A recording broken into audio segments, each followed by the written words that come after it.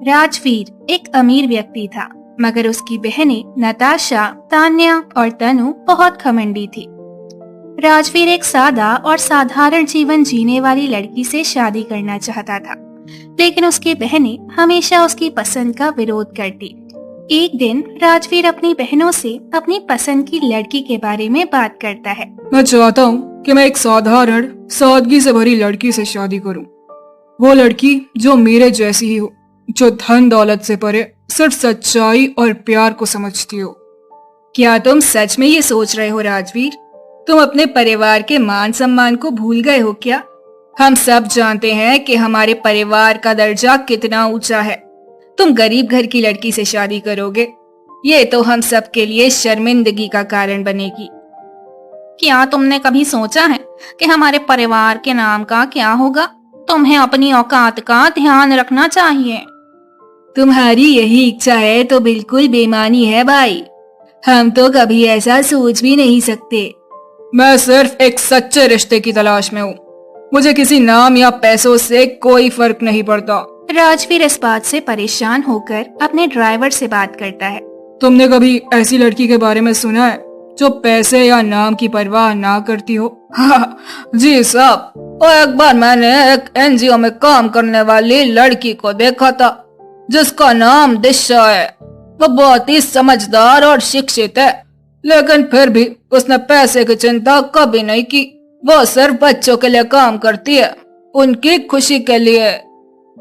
वो कैसी लड़की है? वो एक सच्ची इंसानियत की मिसाल है। उसने समाज की भलाई के लिए अपना जीवन समर्पित किया है। राजवीर अब दिशा से मिलने के लिए उत्सुक हो जाता है और अगले ही दिन ड्राइवर के साथ एनजीओ पहुंचने का तय करता है। एनजीओ नई किरण में एक हॉल में बच्चे पढ़ाई कर रहे थे। दिशा एक छोटे से ब्लैक बोर्ड पर बच्चों को पढ़ा रही थी। राजवीर अपने ड्राइवर के साथ अंदर आता है। यही है वो एनजीओ। काफी साधारण जगह है।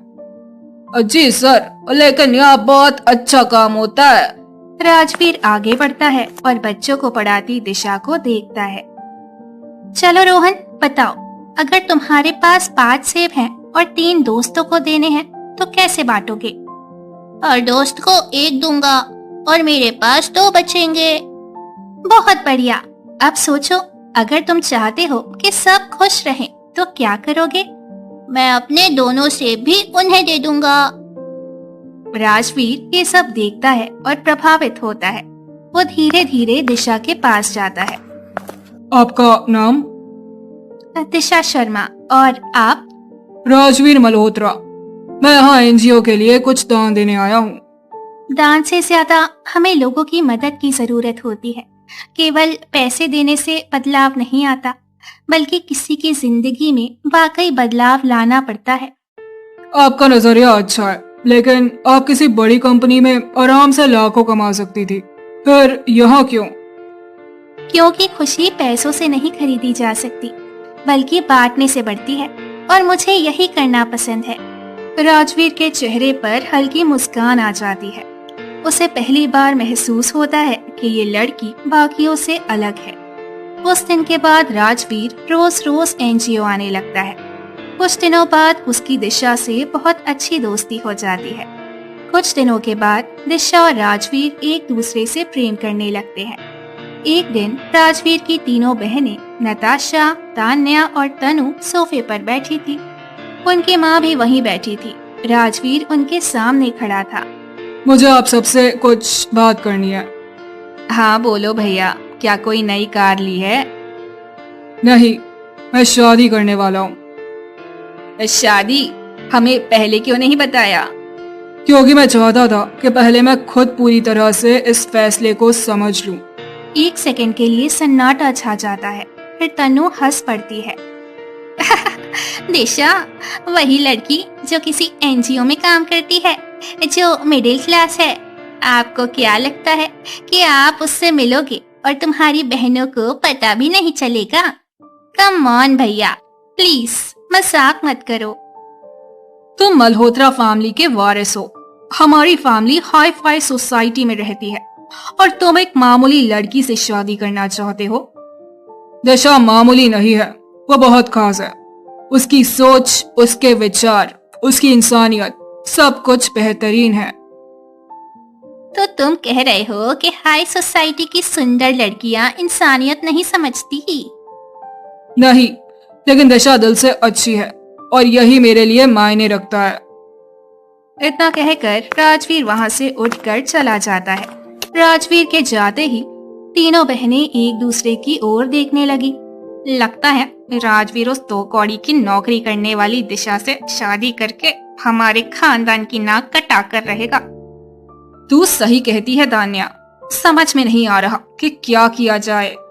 तनु गहरी सोच में डूबती हुई कहती है, मेरे पास एक आइडिया है। कैसा आइडिया?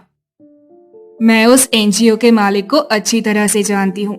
उस एनजीओ का मालिक केशव मेहता नाम का कोई व्यक्ति है जो केवल लोगों की सिंपैथी पाने के लिए और खास तौर पर दिखावे के लिए उस एनजीओ को चलाता है। ओह, तो वो एनजीओ केशव मेहता का है। वो तो बहुत ही अय्याश आदमी है और हमेशा नई नई लड़कियों को फंसाने के बारे में सोचता रहता है। सारी दुनिया जानती है कि वो एक नंबर का ठरकी है। तो फिर तो हमारे लिए ये तो बहुत अच्छी बात है। क्यों ना हम तीनों बहनें केशव मेहता के बंगले पर चले और केशव मेहता के सामने दिशा की सुंदरता के खूब बखान करें और केशव मेहता को दिशा को फंसाने के लिए कहें। अब मुझे उम्मीद है कि वो ठरकी मान जाएगा। वो ऐसे भी उसके पास बेहिसाब दौलत है। अगर दिशा केशव मेहता से पट गई तो राजवीर के दिल से उतर जाएगी और वो केवल हमारी बात मानेगा। अगले दिन केशव मेहता के बंगले में नताशा, तान्या और तनु एक टेबल पर बैठी थी। उनके सामने बैठा एक स्टाइलिश आदमी मिस्टर केशव मेहता बैठा था। तो तुम तीनों मुझसे क्या चाहती हो? हमारे भाई को किसी भी हालत में दिशा से शादी करने से रोकना है। इंटरेस्टिंग। और मुझे इसमें क्या मिलेगा? दिशा तुम्हारे एनजीओ में काम करती है। अगर तुम दिशा को देखते तो हमसे ऐसा सवाल बिल्कुल नहीं करते। वो बहुत ही खूबसूरत है और मैं खूबसूरत लड़कियों की हमेशा कद्र करता हूँ। तुम उसे अपने पैसे और पावर से आसानी से पटा सकते हो। तभी वहाँ केशव के नौकर ट्रे में चाय लेकर आता है और अचानक नौकर का पैर लड़खड़ा जाता है और चाय नताशा, तान्या और तनु के कपड़ों पे गिर जाती है। अरे, ये क्या किया तूने? हम तीनों के कपड़े खराब कर दिए। सॉरी मेम साहब, गलती हो गई। मेरा पैर अचानक लड़खड़ा गया। Sorry my foot. जानता भी है कि हमारी कितनी महंगी ड्रेस थी ये। तेरी साल भर की सैलरी से भी ज्यादा महंगी ड्रेस थी। ये देखकर केशव मेहता गुस्से से अपने नौकर से बोलता है, कितने बार कहा है कि देख कर चला कर। इतना कहकर केशव मेहता उन तीनों बहनों की ओर देखकर बोला, अपने नौकर की तरफ से मैं तुम्हें सॉरी बोलता हूँ, लेकिन तुम तीनों टेंशन मत लो। तुम तीनों मेरे बंगले के बाथरूम यूज कर सकती हो। तुम तीनों वहां पर जाकर चेंज कर लो।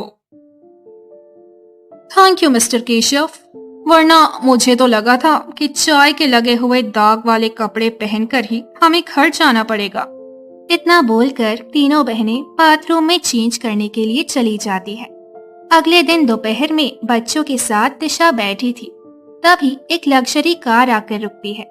केशव स्टाइलिश अंदाज में बाहर निकलता है और दिशा की तरफ बढ़ता है। हेलो मिस दिशा शर्मा। जी आप? मैं केशव मेहता, बिजनेस टाइकून। ये एनजीओ भी मेरा ही है। आपके नेक काम के बारे में सुना, बहुत अच्छा लगा। धन्यवाद।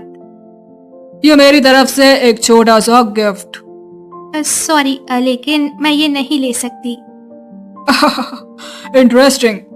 लेकिन अगर मैं ये कहूँ कि मैं आपकी जिंदगी बदल सकता हूँ, बड़े बड़े बंगले, गाड़ियाँ और ऐशो आराम। मुझे इन चीजों की जरूरत नहीं। मुझे प्यार और इज्जत चाहिए और वो मुझे राजवीर से मिलती है। केशव की आंखों में एक झटका सा लगता है। वो समझ जाता है कि दिशा उसकी चाल में नहीं फंसेगी। वो मजबूरन पीछे हट जाता है। राजवीर की तीनों बहनें ड्राइंग रूम में बैठी थी। केशव वहां आता है और एक सोफे पर बैठ जाता है। क्या हुआ? तुम्हारी चाल कामयाब क्यों नहीं हुई? क्योंकि तुम्हारी भाई की मंगेतर बेवकूफ नहीं है। उसने मेरे सारे ऑफर ठुकरा दिए। दिशा को हराना आसान नहीं है, और अगर तुमने उसे हटाने की कोशिश की तो उल्टा तुम्हारे भाई की नजरों में गिर जाओगी। ये कहकर केशव वहाँ से चला जाता है। कुछ दिनों बाद राजवीर और दिशा अग्नि के साथ फेरे ले रहे थे। मैं वादा करता हूँ, मैं हमेशा तुम्हारा साथ दूंगा। और मैं वादा करती हूँ, मैं हमेशा तुम्हारे साथ खड़ी रहूंगी। शादी के कुछ दिन बाद आलीशान हॉल में राजवीर की बहनें बैठी थी। दिशा अपने घर के कामों में व्यस्त थी और तभी तीनों बहनों की नजर उस पर पड़ती है। देखो जरा, हमारी भाभी कितनी सिंपल है। लगता है जैसे किसी छोटे से गांव से सीधे यहाँ आ गई हो। अरे भाभी, कोई ब्रांडेड कपड़े क्यों नहीं पहनती? कहीं ऐसा तो नहीं कि तुम्हारी मिडिल क्लास सोच तुम्हें महंगे कपड़ों से डराती हो? और भाभी, हाई फाई पार्टी में जाने का कोई इरादा है या सिर्फ घर के कामों में ही उलझी रहोगी? दिशा उनकी बातों को शांति से सुनती है और हल्की मुस्कान के साथ जवाब देती है। असली खूबसूरती कपड़ों से नहीं, दिल से होती है। और जहाँ तक पार्टी की बात है, मुझे दिखावे से ज्यादा अपने रिश्तों की सच्चाई पर यकीन है। वाह, देखो तो जरा, भाभी अब हमें ज्ञान दे रही है।